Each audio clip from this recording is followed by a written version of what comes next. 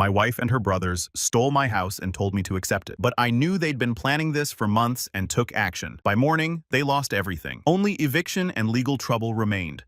Still can't believe I'm typing this out. But here we go. So I'm sitting here with my soda, still trying to process the complete disaster that was my marriage. I 34. Male was with Val. 32 female for 5 years. We had this sick 5-bedroom house in one of those gated communities with the fancy entrance and all that. You know the type? Pool in the backyard. Granted everything. That neighborhood where people flex their Range Rovers and everything. We bought it about 3 years ago. Me, I'm a sales manager at a car dealership. Not just some random dude pushing Hyundai. I run the whole damn sales team. 25 people under me. Decent money. Val supposedly worked in pharmaceutical sales. Or, at least that's what she claimed. More on that steaming pile of crap later. We met at this charity gala 6 years back. I was there repping my dealership. Boss made me go free drinks though, and she was this absolute smoke show who seemed to know literally everyone in the room. The kind of girl that makes you wonder how the hell she's single and talking to you. We vibed immediately. She was smart, ambitious, and for whatever reason seemed genuinely into me. We dated for a year, then tied the knot. In this picture-perfect beach ceremony, her parents mostly paid for. But of course, every relationship comes with its own baggage. And for me, that came in the form of her 2 brothers. Troy, 38, and Lou, 36. These dudes always thought they were hotshots because they're ex-Navy SEALs. Big roiled-up jerks who never missed a chance to make me feel like I wasn't good enough for their precious sister. Always with the just a car salesman comments or making sure to challenge me to arm wrestling at family gatherings. Real tough guy. Crap while making 6 figures at these private security firms. Troy is the bigger one, about 6'3" in 240 pounds of pure muscle and attitude. The kind of guy who makes sure everyone knows he could snap you in half, but is choosing not to. Lou a bit smaller but somehow even more of a jerk. The type who'd tell Val crap like you could do better when he thought I couldn't hear. They both drive these obnoxious vehicles. Troy has this lifted F-350 with truck nuts, and Lou rolls around on a custom Ducati that probably cost more than some people's houses. Anyways, I tried to not give them that much attention. They didn't affect my life. And the first couple years with Val were amazing. We traveled to Thailand, built our careers, bought our dream house. The whole perfect couple, Instagram vibe. But about 8 months ago, things started getting sus. Val began working late a lot. Her phone was suddenly always face down or in her pocket. She'd jump like she'd seen a ghost whenever I walked in while she was texting. I mean, come on, red flags so obvious they might as well have been slapping me in the face. When I'd ask about her day, her stories never quite lined up. Nothing major but enough weird crap that my gut was screaming at me. Like she'd mentioned some lunch meeting at Russo's, but then the credit card would show a charge at someplace clear across town. Or she'd say she was with her colleague Jen. But then Jen would post pics from some conference in Denver that same day. So I started digging deeper because I couldn't ignore my gut that kept telling me there was something off. At first, I was just checking credit card statements, then scrolling back through her social media.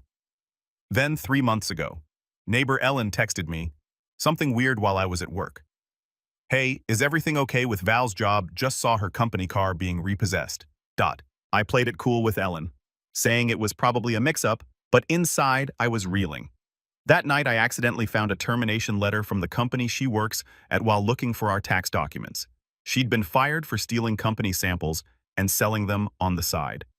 A freaking felony worth about $43,000. The letter was dated January 3 months ago. She'd been pretending to go to work every day for 3 months. I was so confused and shocked. Like, all I kept thinking about why the hell she'd be doing that. I didn't say anything to her about what I found. I was going to pay close attention to everything she does. Maybe she's lying about other stuff. But then the universe decided to deal with me. 2 days after I overheard Val on the phone in our bathroom. She thought I was still asleep, but I heard her crystal clear. No, he doesn't suspect anything. Yeah, they'll be here Thursday. Don't worry, he's too focused on work to notice. Troy and Lou will handle everything, instead of confronting her. Right then, which is what she probably expected from a weak guy like me, I decided to play it cool. I set up my phone to record audio in our bedroom and living room while I was at work. The bull crap I heard confirmed everything. She was planning something with her brothers, talking about how I'd never see it coming and how they'd take care of everything. That Thursday, I told her I was heading to work, kissed her goodbye like everything was normal. Then parked down the street and waited. Around 10 o'clock a.m. I watched Troy's massive truck and Lou's douchebag motorcycle pull up to my house. Time to see what these jerks were really up to.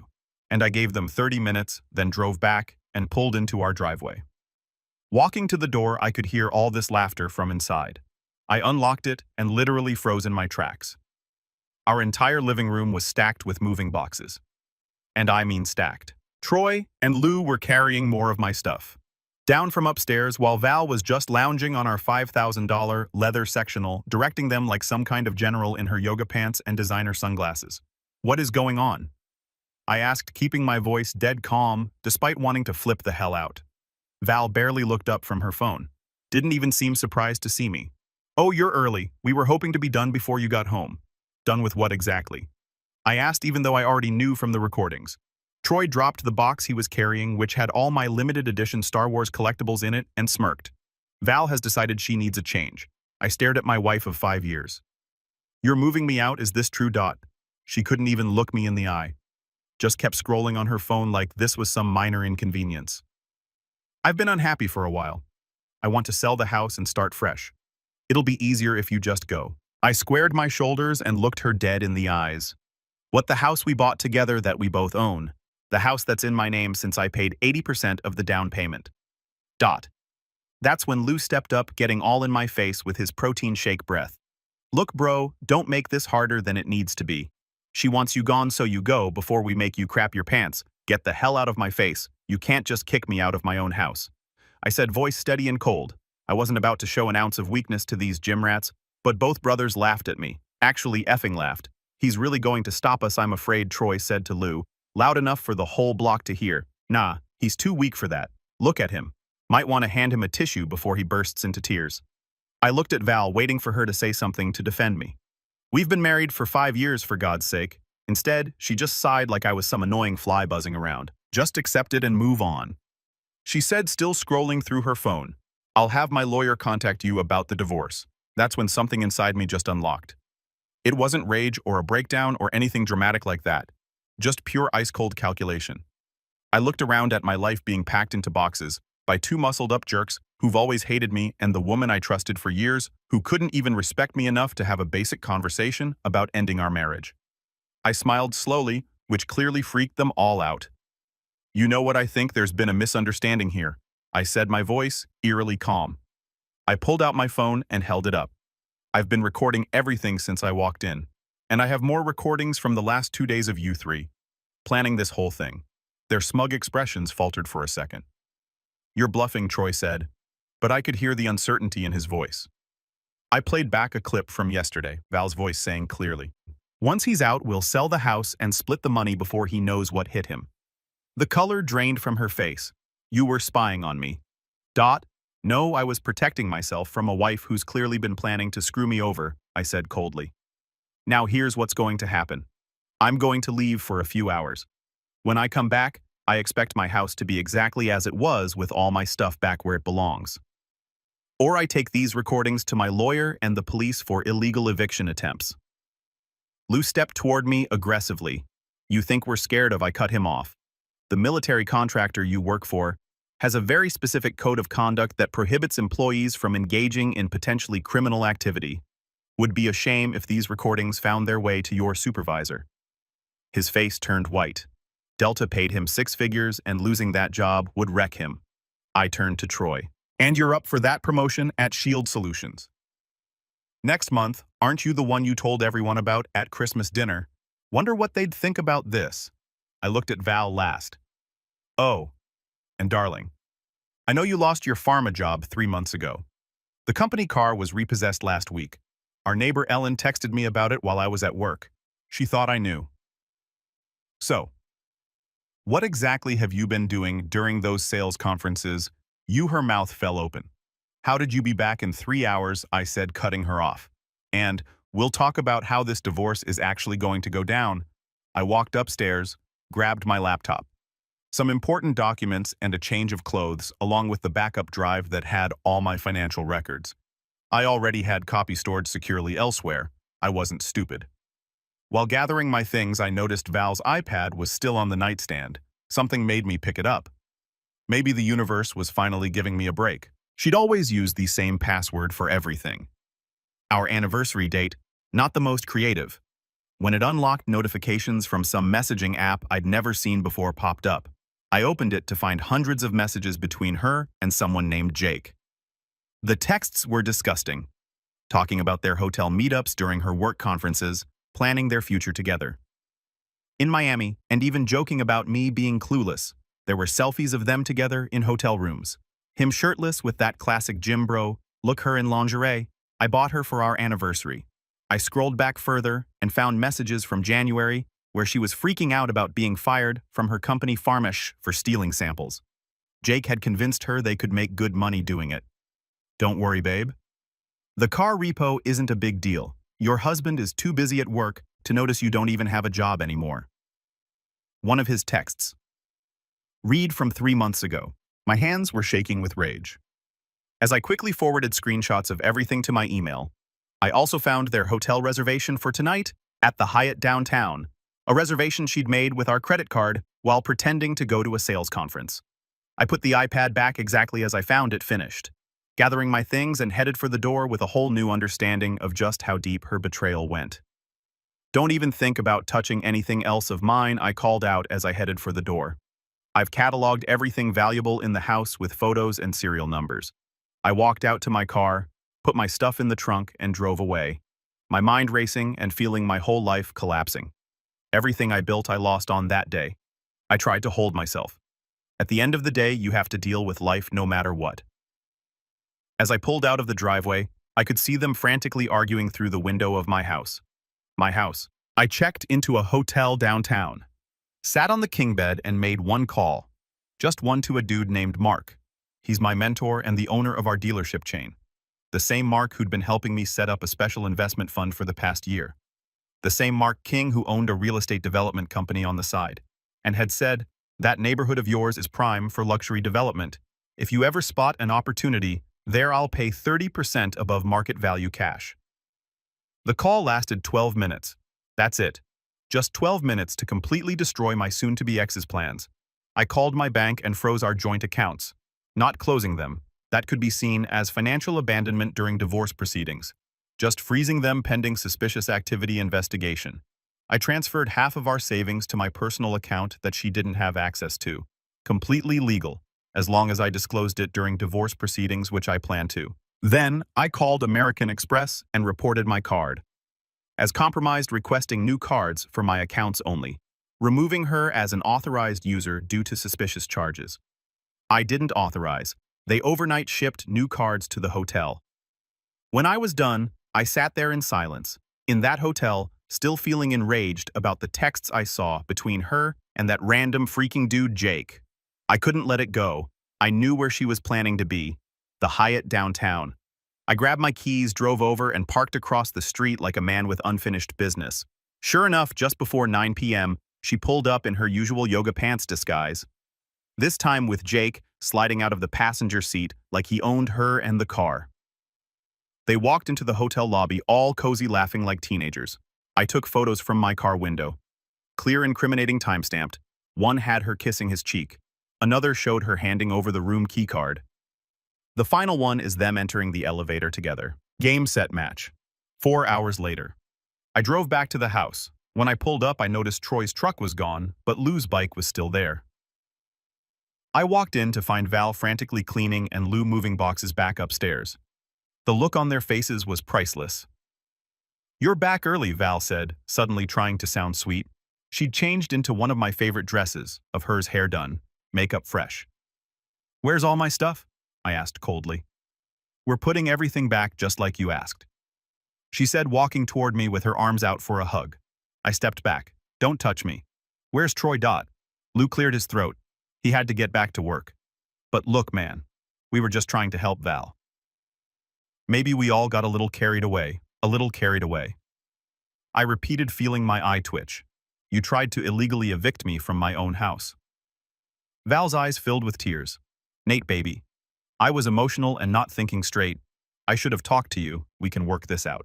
I almost laughed. Now you want to work it out after I caught you. After I have evidence of you planning to sell my house out from under me, after you lied about losing your job. After your brothers threatened me. I didn't lose my job. She stammered. That's a misunderstanding. Ellen saw the company car being repossessed. Val, she has a photo of it on her phone. Want me to call her over here right now. Lou tried to step in. Look, maybe we should all take a day to cool off. You should leave, I said, not even looking at him. Now Val's my sister, man. I'm not just going to get the heck out of my house. I roared, finally letting some emotion break through before I call the police and have you removed. Lou looked at Val, who nodded slightly. He grabbed his jacket and left the motorcycle roaring to life a minute later. Once we were alone, Val tried a different approach. Nate, I know I've made some mistakes, but you're making a bigger one right now, she said, her voice dropping to that seductive tone she used when she wanted something. We can fix this. We've been together 5 years. Don't throw that away over one bad day. I just stared at her. One bad day. Is that what you call planning to steal everything from me? Lying about your job? Having your brothers threaten me? I never told them to threaten you, she insisted. I have recordings that say otherwise, I replied. Now I'm sleeping in the guest room tonight. Tomorrow morning we're going to discuss divorce terms. I suggest you call a lawyer. Her face hardened. You're making a huge mistake. You think you're so smart with your recordings and your threats. You're nothing without me. You'll be begging me to come back within a month. I smiled, thinking about my call with Mark. We'll see. When I went upstairs to the guest room, I found it had been completely emptied. All the furniture was gone. They'd clearly planned to use this room to store my stuff temporarily. Where's the bed that was in here? I called downstairs. We moved it to make room for your things, Val replied hesitantly. And where is it now? Silence. I walked back downstairs to find her texting rapidly on her phone. Telling your brothers to come back, I asked. She jumped. No, I was just checking something. Where's the guest bed, Val? She couldn't meet my eyes. Troy took it to his place. He needed a new one, and I told him he could have it. I nodded slowly. So you were giving away my furniture before I was even out of the house. It's our furniture, she snapped. Not anymore, I said, walking to the living room and grabbing my car keys again. I'll be back. Nate, Arrow morning, don't touch my stuff. Where are you going? She demanded, following me. To sleep somewhere where people aren't plotting against me, I replied, walking out the door. Back at the Regency, I ordered room service. I sat there waiting for Mark to call back. When my phone finally rang around 9:00 p.m., I answered on the first ring. It's all set, Mark said without preamble. My lawyers have drawn up the paperwork. The offer is $950,000 for your 85% share, 30% above market value as promised. We can close as early as Nate Oro if you're ready to sign. I'm ready, I said. And the other part? Mark chuckled. Construction crews are already on standby. The moment the deed transfers, we start demolition. I've got 6 luxury townhouses planned for that lot, all pre-sold at $650,000 each. Your soon-to-be ex can enjoy watching her dream home get bulldozed. Perfect, I said. Send the paperwork over tonight. I'll sign everything. First thing in the morning, Mark said before hanging up. I always knew you had steel in you. Nate, just never knew how much until now. I slept better that night than I had in months. The next morning I drove to work as usual. I didn't tell Val where I was going, just left while she was still sleeping. At the office, I signed all the paperwork Mark's lawyers had sent over, officially selling my 85% share of the house to Mark's development company. Around 10 o'clock, I looked out my office window on the 15th floor and saw them all standing in the parking lot. Val, Troy, Lou. All 3 looking up at the building. They looked different. Not smug anymore, more like absolutely terrified. My phone was blowing up. Val had called like 60 times since last night. The text preview said, "Please talk to us. You can't do this. I'm begging you." You know, but I can. And I did. I let them wait in the parking lot for about 2 hours before I went down. Val was pacing back and forth, makeup smeared from crying. Lou was sitting on a parking block with his head in his hands, and Troy was arguing with a security guard who wouldn't let them in the building. The moment I pushed through the doors, Val rushed toward me. "What did you do?" she demanded, eyes red. I just stared at her coldly. "Do what exactly?" I asked. "You sold our house." Troy stepped forward, veins bulging in his neck. "Correction," I said calmly. "I sold my portion of the house to an investor, which I have every legal right to do. Maybe you should have read the paperwork before trying to throw me out." Here's what those idiots didn't know.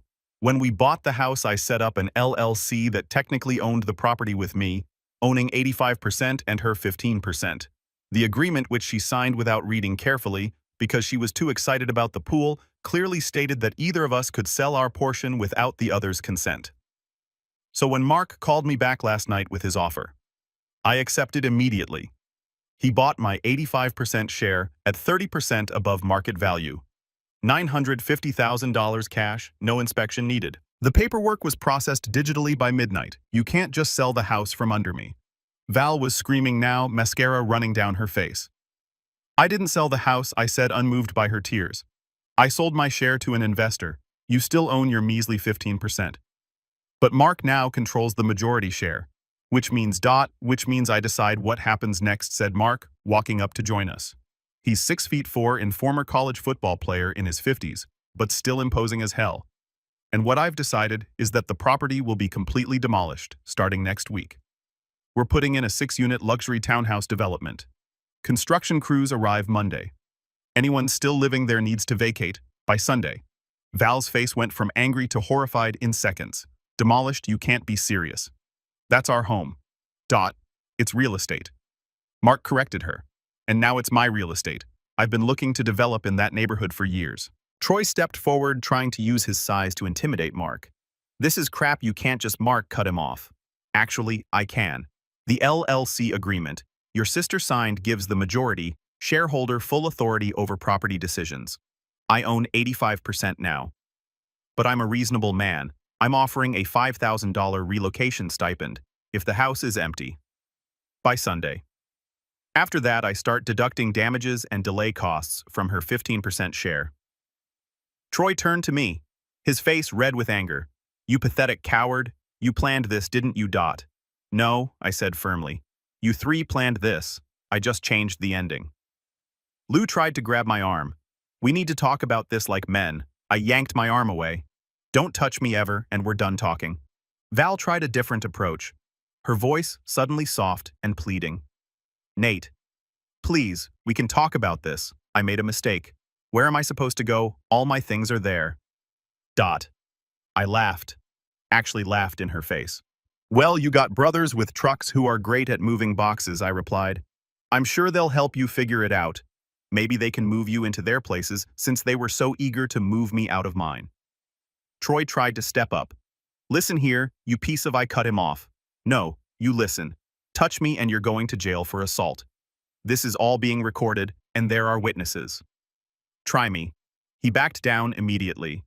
These tough guys always do when they realize they can't use their muscles to solve the problem. I turned and walked back inside. Through the glass, I watched them argue with Mark for a while before security finally escorted them off the property. The cherry on the top. Mark's security guy was even bigger than Troy, and the look on that jerk's face when he had to back down was priceless. Back in my office, I leaned back in my chair and breathed deeply. Phase 1 complete. Time for Phase 2. I pulled out the folder I'd been compiling for the past 3 months. All my evidence neatly organized. Photos of Val and Jake entering hotels, screenshots of their text messages I'd recovered from our shared cloud account, bank statements showing the $2,000 weekly withdrawals, copies of the termination letter from Pharmash, detailing her theft of $43,000 in pharmaceutical samples. I'd even called Pharmash posing as a potential employer, doing a reference check which led to a very illuminating conversation with their HR director about why exactly Val had been let go. Turns out they were still building a criminal case against her. Looking through it all again made my blood boil. The sheer scale of her betrayal was almost impressive. Losing her job for stealing, lying about it for months, cheating with Jim Bro Jake, spending our money on God knows what, and now trying to kick me out of my own house. I called my lawyer and asked her to come to my office. Bring the divorce paperwork, I said. And we might need a criminal attorney on standby too. That night I moved to an even nicer suite. At the Regency, froze our joint accounts canceled. Any credit cards. She was an authorized user on and met with the ruthless divorce attorney. I'd already consulted a woman who specializes in cases involving infidelity and financial fraud. Oh, and Mark, he's already got demolition crews lined up to level the entire house. Plans to turn our 5-bedroom family home into 6 luxury townhomes selling for $650,000 each. The construction would start Monday at 7 o'clock sharp, and he specifically requested they begin with the loudest possible work. When I returned to the house briefly to collect more of my stuff, Val was waiting for me. Looking desperate. She'd clearly been crying for hours. "Can we please talk?" she begged as I walked past her to the stairs. "Nothing to talk about," I replied. "You need to be out by Sunday. Where am I supposed to go?" She cried. "My parents live in Florida. Not my problem." I said, gathering my clothes and electronics. "Maybe ask your boyfriend Jake if you can move in with him." Her face went pale. "What are you talking about, Dot?" I pulled out my phone, scrolled to the photo I'd taken at the Hyatt, and turned it to face her. It showed her and Jake entering the hotel, his hand all over her, laughing up at him. Pharmaceutical sales conference. I asked coldly. She started sobbing. "It's not what it looks like. It's exactly what it looks like," I replied. "You've been unemployed for months, lying to me daily, cheating on me with some gym rat, and planning to steal my house. Did I miss anything?" A Dot truck collapsed onto the couch, face in her hands. "I was going to tell you about the job," she mumbled. I was embarrassed. "Save it for your lawyer," I said, zipping up my bag. "Oh, and speaking of lawyers, you might want to get a criminal attorney too. Farmish knows about the stolen samples." Her head snapped up. "How did you? I know everything, Val. And it's all documented, every last detail." Tom. Wait. But I was already gone. It's been 2 weeks since I left Val, crying in what used to be our living room. And holy moly, has it been satisfying. True to his word, Mark had demolition crews show up Monday morning at 7 o'clock sharp with jackhammers, bulldozers, and wrecking equipment. According to my neighbor who's been sending me videos. Val was still moving her stuff out when they arrived. She begged for more time, but Mark was there personally and simply said, "You've had ample warning, work begins now." The crews waited until exactly 8 o'clock, then started work, regardless. Beginning with the pool demolition, while she frantically packed her designer clothes and shoes. The foreman accidentally cut the water main, leaving her with no running water. Oops. By Tuesday afternoon, the place was completely unlivable. Half the roof was gone, no working utilities, noise and dust everywhere. Val finally left, apparently moving in with her parents since both Troy and Lou mysteriously couldn't accommodate her. So much for family loyalty when it actually requires sacrifice. Huh. Remember when I mentioned freezing the joint accounts and canceling her credit cards? Well, Val tried to use her Amex Black Card to book a suite at the Ritz-Carlton and got declined in front of everyone at the front desk. That's when she discovered all the financial changes I'd made. The next day, Troy and Lou showed up at my CrossFit gym. They tried to corner me by the weight rack. But I was ready. I'd warned the owner the day before that they might show up, and he had 3 trainers, all former MMA fighters, keeping an eye out the moment they started getting aggressive. The trainers moved in, and the gym's security cameras were recording everything. "And let me make something crystal clear," I said loudly enough for everyone to hear. "Your sister committed fraud and theft during our marriage. She was fired from her job for stealing drugs, which is a felony. She cheated on me for months. Then she and you two attempted to illegally evict me from my own house. You threatened me and tried to intimidate me. I have all of this documented. The police have been notified. What I did in response was completely legal and justified." When Troy tried to grab my shirt, one of the trainers immediately stepped between us. "Touch him and you're going to jail." The trainer said, "We've got cameras everywhere and witnesses." Lou, trying to salvage their rep, muttered something about handling this another way. I just laughed. "Go ahead. Try something else. Your sister's already staring down. Possible criminal charges. Want to keep her company. And I'm sure your employer would be thrilled to hear how you're out here threatening people and trying to pull off illegal evictions. They weren't used to being challenged, especially not by someone they'd always dismissed as a tech nerd." Their faces showed pure shock at this version of me. The one who wasn't intimidated, who pushed back harder than they came at me. "This isn't over," Troy said, as they finally backed away. "Actually, it is. I called after them. It was over the moment you underestimated me. Now get the F out before I call the cops." After they left, several gym members came over to high-five me. One guy, a corporate lawyer, handed me his card. "If you need additional legal counsel, call me." That was badass. My lawyer tells me the divorce will be heavily in my favor, given the evidence we have. Val's lawyer quit after seeing the mountain of evidence we presented. Turns out her lawyer was actually just her cousin, who had gone to law school but failed the bar exam twice. She's now struggling to find anyone willing to represent her, given the financial fraud and potential criminal charges. As for me, I found a stunning penthouse apartment in the most secure building in the city. I'm hitting the gym 6 days a week and focusing on rebuilding. I've never felt more clear-headed or determined. The most unexpected development has been at work.